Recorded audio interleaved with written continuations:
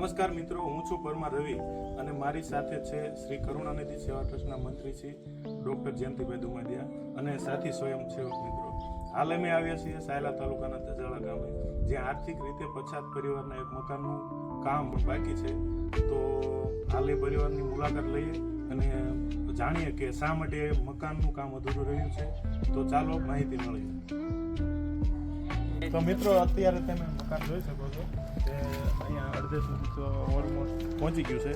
તો આપણે જાણીએ કે મકાન અહીંયા સુધી પહોંચાડ્યું ને બંધ શા માટે રહ્યું છે. તો મિત્રો, તમે જોઈ શકો છો જેમ રવિભાઈએ કીધું એમ મકાનનું કામ ઇન્ટરમાળિયા સુધી પહોંચેલું છે અને આર્થિક પરિસ્થિતિ દુબળી હોવાથી મકાનનું કામ અહીંયા અટકી ગયેલું છે.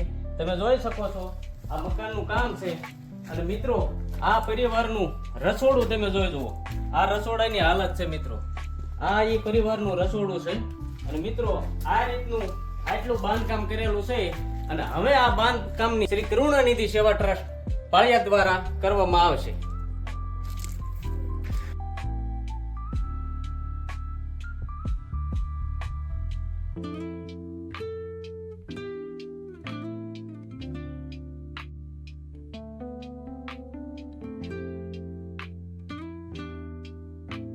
તો મિત્રો, આ છે એમનું એક મકાન.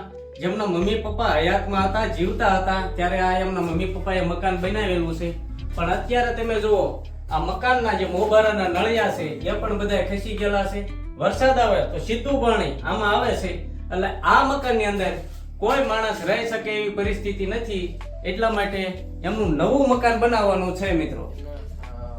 હાલ પરિવારમાં ભાઈ અને બેન બે જ રહે છે અને એમના પપ્પા જે છે 2008માં સ્વર્ગવાસ થયા હતા અને એમના જે મમ્મી જે છે એ પણ ઘણા લાંબા સમયની બીમારી બાદ 2024માં તેમનો પણ સ્વર્ગવાસ થયો છે.